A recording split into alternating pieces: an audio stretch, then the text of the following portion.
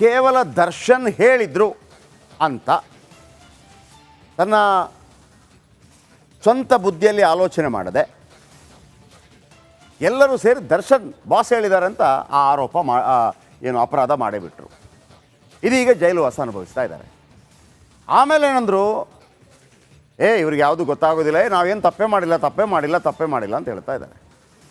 ಈಗ 17 ಜನ ಇದ್ರಲ್ಲ, 17 ಜನರ ಪೈಕಿ 13 ಜನರ ಮೊಬೈಲಲ್ಲಿ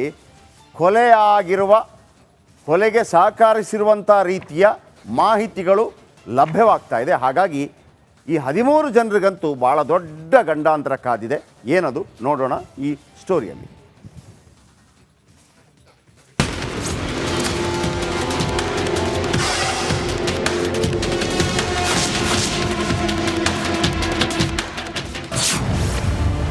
ಕೊಲೆಯ ಕರಾಳ ಸಂಚು ಬಿಚ್ಚಿಡ್ತು ಕೂದಲು, ಕಾರಲ್ಲಿ ಹೇರ್, ಆ ಆರೋಪಿಗೆ ಟ್ರಬಲ್. ಈಗ ಎಲ್ಲಿ ನೋಡಿದ್ರು ಕೊಲೆ ಆರೋಪಿ ದಿ ಗ್ರೇಟ್, ಕೋಟ್ಯಂತರ ಅಭಿಮಾನಿಗಳ ಪೊರ್ಕಿ ಬಾಸ್ ದರ್ಶನ್ದೇ ಸದ್ದು. ಯಾವಳನ್ನು ಮೆಚ್ಚೋಕೆ ರೇಣುಕಸ್ವಾಮಿಯನ್ನ ಕೊಂದು ಜೈಲು ಪಾಲಾಗಿದ್ದಾರೆ. ಒಬ್ರಲ್ಲ ಇಬ್ಬರಲ್ಲ 17 ಆರೋಪಿಗಳು ಶ್ರೀಕೃಷ್ಣನ ಜನ್ಮಸ್ಥಳ ಜೈಲಲ್ಲಿ ಮುದ್ದೆ ಮುರಿತಾ ಇದ್ದಾರೆ.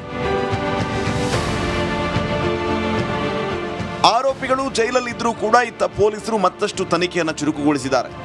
ದಿನವಿಡೀ ಚಿತ್ರಹಿಂಸೆ ಕೊಟ್ಟು ಸಾಯಿಸಿದ ರಾಕ್ಷಸರು ಕಾರಿನ ಮೂಲಕ ಶವ ಸಾಗಿಸಿದ್ರು. ಒಂದು ಕಾರಲ್ಲಿ ಶವ ಇದ್ರೆ ಇನ್ನೊಂದು ಕಾರಲ್ಲಿ ಫಾಲೋ ಮಾಡ್ತಾ ಇದ್ರು.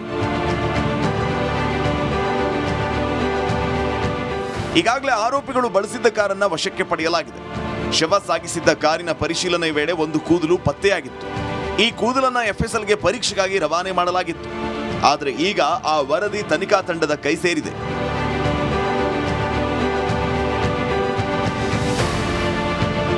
FSL ವರದಿಯಲ್ಲಿ ಬೆಚ್ಚಿ ಬೀಳಿಸುವ ಸತ್ಯ ಹೊರಬಿದ್ದಿದೆ. ಶವ ಸಾಗಿಸಿದ ಕಾರಿನಲ್ಲಿ ಸಿಕ್ಕಿದ್ದ ಕೂದಲು ಆರೋಪಿ ಕೂದಲ ಜೊತೆ ಮ್ಯಾಚ್ ಆಗಿದೆ. ಕೆಲ ಆರೋಪಿಗಳ ಪೈಕಿ ಒಬ್ಬ ಆರೋಪಿಯ ಹೇರ್ ಸ್ಯಾಂಪಲ್ ಜೊತೆ ಮ್ಯಾಚ್ ಆಗಿದೆ.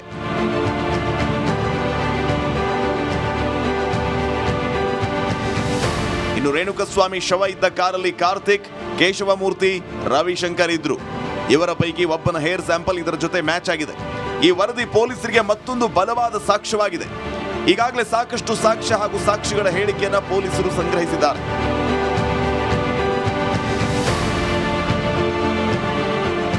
ಈಗ ಈ ಕೂದಲು ಸ್ಯಾಂಪಲ್ ವರದಿಯು ಆರೋಪಿಗಳ ವಿರುದ್ಧ ಪ್ರಬಲ ಅಸ್ತ್ರವಾಗಿದ್ದು, ಆರೋಪಿಗಳು ಈ ಕೇಸ್ನಿಂದ ಮಿಸ್ ಆಗುವ ಸಾಧ್ಯತೆ ಸದ್ಯಕ್ಕಂತೂ ಇಲ್ಲ. Nagaraj, crime bureau, republic Kannada. ಸಾಧಾರಣವಾಗಿ ಒಂದು ಆಡು ಮಾತಿದೆಯಲ್ಲ, ನಂದು ಒಂದು ಕೂದಲು ಕಿತ್ಕೊಳ್ಳೋಕ್ಕಾಗಲ್ಲ ಅಂತೇಳಿ. ಈಗ ಈ ಒಂದು ಕೂದಲು ಇದೆಯಲ್ಲ, ಕಿತ್ಕೊಳ್ಳೋದಲ್ಲ, ಅವನ ಜೀವನವನ್ನೇ ಕಿತ್ಕೊಳ್ತಾ ಇದೆ. ಅಪರಾಧಿಯ ಒಂದು ಕೂದಲು ಅವನ ಜೀವನವನ್ನೇ ಕಿತ್ಕೊಳ್ತಾ ಇದೆ. ಫಿಕ್ಸ್ ಆಗ್ಬಿಡ್ತಾನವ. ನಿಮಗೆ ಜೀವಾವಧಿ ಶಿಕ್ಷೆ ಅಂತಂದರೆ ಯಾಕೆ ಜೀವಾವಧಿ ಶಿಕ್ಷೆಗಳು ಅಷ್ಟು ಪ್ರಭಾವಶಾಲಿ? ನೋಡಿ, ಯಾಕೆ ಜೀವಾವಧಿ ಶಿಕ್ಷೆ 14 ವರ್ಷ ಶಿಕ್ಷೆ ಮತ್ತೊಂದು ಈಗೆಲ್ಲ ಇರುತ್ತಲ್ಲ, ನಿಮ್ಮ ವೆರಿ ಪ್ರೀಷಿಯಸ್ ಟೈಮನ್ನು ಕೊಂದುಬಿಡುತ್ತೆ ಅದು. ವೆರಿ ಪ್ರೀಷಿಯಸ್ ಟೈಮನ್ನು. ನೀವೀಗ ಉದಾಹರಣೆಗೆ ಸಿದ್ದರಾಮಯ್ಯನವರು ಎಷ್ಟು ಸಲ ಮುಖ್ಯಮಂತ್ರಿ ಆದರು? ಒಮ್ಮೆ 5 ವರ್ಷ, ಮತ್ತೊಮ್ಮೆ ಈಗ ಮತ್ತೆ ಮಾಡ್ತಾ ಇದ್ದಾರೆ. ಬಂಗಾರಪ್ಪನವರು 2 ವರ್ಷ ಮುಖ್ಯಮಂತ್ರಿ.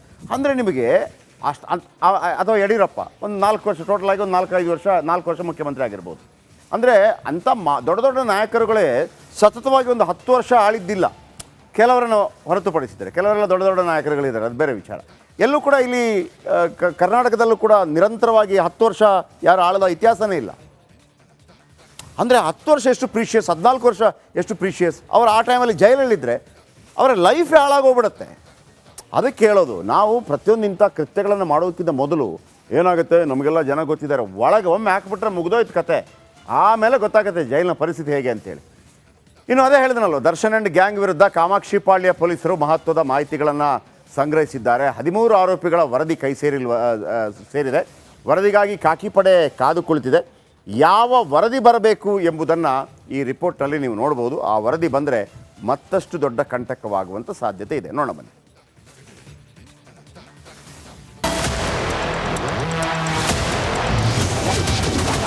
ರೇಣುಕಸ್ವಾಮಿ ಕೊಲೆಗೆ ಸಿಕ್ತು ಮೇಜರ್ ಎವಿಡೆನ್ಸ್.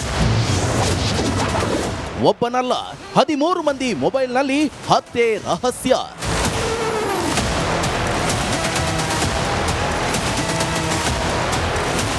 ರೇಣುಕಸ್ವಾಮಿ ಕೊಲೆ ಕೇಸಲ್ಲಿ 17 ಆರೋಪಿಗಳ ವಿರುದ್ಧ ಕಾಮಾಕ್ಷಿಪಾಳ್ಯ ಪೊಲೀಸರು ಮತ್ತೊಂದು ಸಾಕ್ಷಿ ಕಲೆ ಹಾಕಿದ್ದಾರೆ. ರೇಣುಕಸ್ವಾಮಿ ವಿಕೃತವಾಗಿ ಹಿಂಸೆ ಮಾಡಿ ಕೊಲೆ ಮಾಡಿದ್ರು. ಕೊಲೆ ಮಾಡಿದ ದೃಶ್ಯಾವಳಿ, ಫೋಟೋಗಳಾಗ್ಲಿ ಇಲ್ಲ ಎಂಬ ಚರ್ಚೆ ಜೋರಾಗಿತ್ತು. ಇಷ್ಟು ದಿನ ಒಬ್ಬನ ಬಳಿಯಷ್ಟೇ ಕೆಲವೇ ಸೆಕೆಂಡ್ನ ವಿಡಿಯೋವೊಂದು ಇದೆಯಂತೆ ಎನ್ನಲಾಗಿತ್ತು. ಆದರೆ ಇದೀಗ ಆರೋಪಿಗಳ ಮೊಬೈಲ್ನಲ್ಲಿ ಮಹತ್ವದ ಸಾಕ್ಷಿ ಸಿಕ್ಕಿದೆಯಂತೆ. ಹೌದು, ಪೊಲೀಸರ ಕೈಗೆ ದರ್ಶನ್, ಪವಿತ್ರ ಗೌಡ ಸೇರಿ 17 ಜನ ಆರೋಪಿಗಳು ತಗ್ಲಾಕೊಂಡಿದ್ರು. ಒಂದೊಂದೇ ಮಾಹಿತಿ ಸಂಗ್ರಹ ಮಾಡಿದ್ದಾರೆ. ಈ ಪೈಕಿ ಒಟ್ಟು 13 ಮೊಬೈಲ್ನಲ್ಲಿ ರೇಣುಕಸ್ವಾಮಿ ಹತ್ಯೆ ರಹಸ್ಯ ಅಡಗಿದೆಯಂತೆ. ಹೀಗಾಗಿ ದರ್ಶನ್ ಸೇರಿ 13 ಜನ ಆರೋಪಿಗಳ 13 ಮೊಬೈಲ್ಗಳನ್ನ ಹೈದರಾಬಾದ್ನ ಸಿಎಫ್ಎಸ್ಎಲ್ಗೆ ಕಳುಹಿಸಿರುವ ಖಾಕಿ ಪಡೆ ಡೇಟಾ ರಿಟ್ರೀವ್ ವರದಿಗೆ ಕಾಯ್ತಿದ್ದಾರಂತೆ. 13 ಮೊಬೈಲ್, ವಾಟ್ಸ್ಆಪ್ ಚಾಟ್, ವಾಟ್ಸ್ಆಪ್ ಕಾಲ್ ಹಿಸ್ಟ್ರಿ ಡಿಲೀಟ್ ಆಗಿದೆ. ಹೀಗಾಗಿ ಡೇಟಾ ರಿಟ್ರೀವ್ ಆಗಿ ವರದಿ ಬಂದ್ರೆ ಡಿ ಗ್ಯಾಂಗ್ಗೆ ಮತ್ತಷ್ಟು ಕಂಟಕ ಫಿಕ್ಸ್ ಎನ್ನಲಾಗ್ತಿದೆ. ಈಗಾಗಲೇ ಕೇಸ್ನಲ್ಲಿ 70% ಟೆಕ್ನಿಕಲ್ ಎವಿಡೆನ್ಸ್ ರಿಪೋರ್ಟ್ ಅನ್ನ ಬೆಂಗಳೂರು ಎಫ್ಎಸ್ಎಲ್ ಕೇಂದ್ರ ನೀಡಿದೆಯಂತೆ. ಇನ್ನುಳಿದ 13 ಮೊಬೈಲ್ಗಳ ಡಾಟಾ ರಿಟ್ರೀವ್ ಆಗದ ಕಾರಣ ಹೈದರಾಬಾದ್ನಿಂದ ಫೈನಲ್ ರಿಪೋರ್ಟ್ ಬಂದಿಲ್ಲ. 13 ಮೊಬೈಲ್ ರಿಟ್ರೀವ್ ರಹಸ್ಯ ಸೇರಿ ಇಂಪಾರ್ಟೆಂಟ್ ಎವಿಡೆನ್ಸ್ ರಿಪೋರ್ಟ್ಗೆ ಕಾಮಾಕ್ಷಿಪಾಳ್ಯ ಖಾಕಿ ಪಡೆ ಕಾಯ್ತಿದ್ದು, ಈ ರಿಪೋರ್ಟ್ ಪೊಲೀಸರ ಕೈಗೆ ಸಿಕ್ಕಿದ್ರೆ ತನಿಖೆಗೆ ಆಯಾಮಕ್ಕೆ ಮತ್ತೊಂದು ತಿರುವು ಸಿಗಲಿದೆ. Crime bureau, Dhruvaraj, republic Kannada. ಬಹಳ ಮುಖ್ಯವಾಗಿ 90 ವಿಧಾನಸಭಾ ಕ್ಷೇತ್ರಗಳಿಗೆ ಚುನಾವಣೆ ನಡೆಯುತ್ತೆ. 370ನೇ ವಿಧಿ ತೆಗೆದ ನಂತರ ಅಲ್ಲಿ ಹೋರಾಟ ಆಯಿತು, ಶಾಂತಿ ಆಯಿತು, ಮತ್ತೊಂದಾಯಿತು, ಹೀಗೆಲ್ಲ ಮಾತುಗಳು ಕೇಳಿ ಬರ್ತಾ ಇದೆ. ಆದರೆ ಫೈನಲ್ ಆದೇಶ ಬರೋದು ಈ ಚುನಾವಣೆ ಆದಾಗ ಜನ ಯಾರಿಗೆ ವೋಟ್ ಹಾಕ್ತಾರೆ ಅಂತೇಳಿ. ಸೊ ಹಾಗಾಗಿ ಭಾಳ ಕುತೂಹಲ ಇದೆ. ಸೆಪ್ಟೆಂಬರ್ 18 ಆರಂಭ ಆಗುತ್ತೆ. ಅಕ್ಟೋಬರ್ 4ನೇ ತಾರೀಕು ಚುನಾವಣಾ ರಿಸಲ್ಟ್ ಘೋಷಣೆ ಆಗುತ್ತೆ. ಇನ್ನು ಅದರ ಜೊತೆಗೆ ಹರಿಯಾಣ ವಿಧಾನಸಭೆಗೆ ಕೂಡ ಚುನಾವಣಾ ಘೋಷಣೆ ಆಗಿದೆ. ಎಲ್ಲ 90 ಕ್ಷೇತ್ರಗಳಿಗೆ ಚುನಾವಣೆ ಘೋಷಣೆ. ಅಕ್ಟೋಬರ್ 1ಕ್ಕೆ ಮತದಾನ, ಅಕ್ಟೋಬರ್ 4ಕ್ಕೆ ಫಲಿತಾಂಶ. ಇನ್ನು ಕರ್ನಾಟಕದ 3 ಕ್ಷೇತ್ರ ಇದೆಯಲ್ಲ, ಸಂಡೂರು, ಆಮೇಲೆ ಶಿಗ್ಗಾಂವಿ, ಆಮೇಲೆ ಚನ್ನಪಟ್ಟಣ, 6 ತಿಂಗಳೊಳಗಾಗಿ ಚುನಾವಣೆ ನಡಿಬೇಕಾಗಿತ್ತು. ಇದರ ಒಳಗೆ ಚುನಾವಣೆ ಆಗತ್ತೆ ಅಂತಿತ್ತು. ಇನ್ನೂ ಕೂಡ ಡೇಟ್ ಫಿಕ್ಸ್ ಆಗಿಲ್ಲ. ಬಹುಶಃ ಇನ್ನು ಕೆಲವೇ, ಯಾಕಂದರೆ ಯಾವುದೇ ಉಪಚುನಾವಣೆ, ಎಚ್ ಡಿ ಕುಮಾರಸ್ವಾಮಿ ಚನ್ನಪಟ್ಟಣದಿಂದ MLA ಆಗಿದ್ದರು. ಅವರು ಅದರ ಜೊತೆಗೆ ಮಂಡ್ಯದಿಂದ ಸ್ಪರ್ಧೆ ಮಾಡಿದರು, ಗೆದ್ದರು, ಖಾಲಿ ಆಯಿತು ಚನ್ನಪಟ್ಟಣ. ಅಲ್ಲಿಗ ಚುನಾವಣೆ ನಡೀಬೇಕು. ಒಂದು ರೂಲ್ಸ್ ಇದೆ, 6 ತಿಂಗಳೊಳಗೆ ಚುನಾವಣೆ ನಡೀಬೇಕು. ಆಮೇಲೆ ಶಿಗ್ಗಾಂವಿಯಲ್ಲಿ ಬಸವರಾಜ ಬೊಮ್ಮಾಯಿ MLA ಆಗಿದ್ದರು. ಅವರು ಬಿಟ್ಟು ಹಾವೇರಿಯಿಂದ ಚುನಾವಣೆಗೆ ನಿಂತರು, ಗೆದ್ದರು, ಅದು ಖಾಲಿಯಾಗಿದೆ. ಶಿಗ್ಗಾಂವಿಗೆ ಚುನಾವಣೆ ನಡೀಬೇಕು. ಅದಾದ ನಂತರ ಸಂಡೂರಲ್ಲಿ ತುಕಾರಾಮ್ ಅವರು MLA ಆಗಿದ್ದರು. ಅವರು ಬಳ್ಳಾರಿ ಲೋಕಸಭಾ ಕ್ಷೇತ್ರಕ್ಕೆ ನಿಂತು ಗೆದ್ದರು. ಆ 3 ಕ್ಷೇತ್ರಗಳಿಗೆ ಚುನಾವಣೆ ಆಗಬೇಕಾಗಿತ್ತು. ಇವತ್ತು ದಿನಾಂಕ ನಿಗದಿ ಆಗಬಹುದು ಅಂತೂ ಆಗಲಿಲ್ಲ. ಸೊ ಹಾಗಾಗಿ ನೆಕ್ಸ್ಟ್ ಮಹಾರಾಷ್ಟ್ರ ಎಲೆಕ್ಷನ್ ಇದೆ. ನೆಕ್ಸ್ಟ್ ಮಹಾರಾಷ್ಟ್ರ ಎಲೆಕ್ಷನ್ ನಡೆಯುತ್ತೆ. ಬಹುಶಃ ಆ ಚುನಾವಣೆ, ಮಹಾರಾಷ್ಟ್ರ ಚುನಾವಣೆ ನಡೆದಾಗ ಡಿಸೆಂಬರಲ್ಲಿ ನಡೆಯುತ್ತೆ. ಅದು ಆ ಟೈಮಲ್ಲಿ ಘೋಷಣೆ ಮಾಡ್ತಾರಾ ಅಂತ ಒಂದು ಡೌಟ್ ಇದೆ. 6 ತಿಂಗಳ ಒಳಗೆ ಆಗಬೇಕು. ಸೊ ಹಾಗಾಗಿ ಬಹಳ ಇಂಪಾರ್ಟೆಂಟ್ ಏನಪ್ಪ ಅಂತಂದರೆ ಕಾಶ್ಮೀರ ಚುನಾವಣೆ. ಬನ್ನಿ ಇದರ ಬಗ್ಗೆ ಮಾತಾಡಿದ್ದಾರೆ ಚುನಾವಣಾ ಆಯೋಗ, ಕೇಳಿಸ್ಕೊಳ್ಳಿ. 4 elections in this year and 5th election just immediately after this, that is to start with J&K, Haryana, Maharashtra, Jharkhand and Delhi. So depending on the forces, requirement of forces, which is as I said, which is in a higher tone in J&K, हमने दो चुनाव को एक साथ करने का निर्णय लिया.